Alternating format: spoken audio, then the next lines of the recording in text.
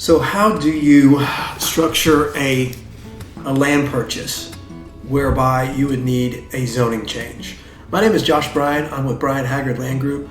We specialize in land sales and purchases throughout the DFW area. If you enjoy this video, please like, subscribe. We'd love to keep feeding you more content and hopefully be your advisors from here on out. But the first thing with a zoning change is you have to look at, and it's going to be contingent upon really each city's process, right? So I'm going to talk in generalities, but it's really important to meet with the city staff first, or at least give a call to them to see what the zoning process looks like and what that timeline looks like.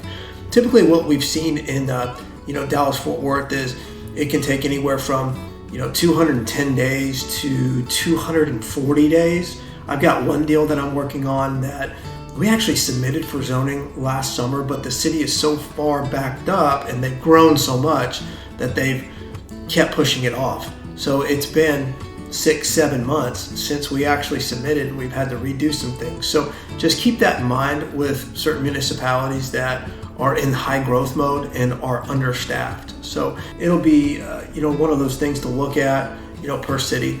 But the first thing you need to look at is the inspection period.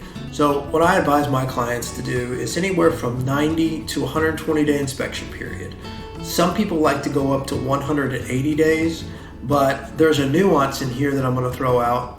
And you can, obviously it's your choice on what you want to present to the sellers. But in today's market, we advise doing a 190 to 120 day period for the inspection period. And what you do during that period is you get your survey, you get your environmental and your geotech, you get your planner to start working on, and your engineering to start working on the site plan and putting together any of the zoning documents.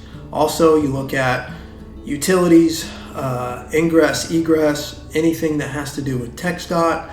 You want to basically get those items compiled up front before your inspection period expires.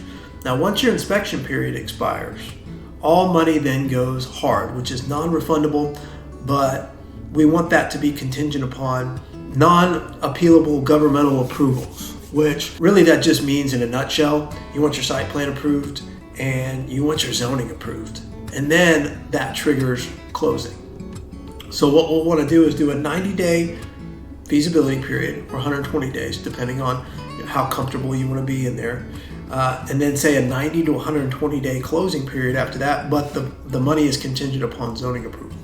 You want to throw maybe a couple extensions in there, just because of the fact that, like the instance that I talked about earlier, it's tough to go back to the seller and ask for more time. So it's good to just negotiate that up front, have that dialogue, understand what the timeline looks like with the city, and understand that most sellers do not want to take their property off the market for too long. They feel like they're missing out. So it might be a pay-to-play type of situation where you're going to pay a premium price, but you're going to get the time you need to take it all the way through zoning to bring in either your development partners or if you're the end user developer, to go ahead and get your zoning and site plan approval and get cleared to close. Depending on your capital stack, that can take anywhere from 30 to 60 days after you receive zoning approval. But yeah, those are just a couple of nuances in there. Obviously each deal is going to be completely different. This is kind of what we're seeing nowadays. I've seen some really aggressive timelines where people just go ahead and tie up the property and then renegotiate down the road. That's really not the way to do it, because sellers can be pretty upset. But if you need anything, my name is Josh Bryan with Bryan Haggard Land Group. Hope all is well, guys. Bye.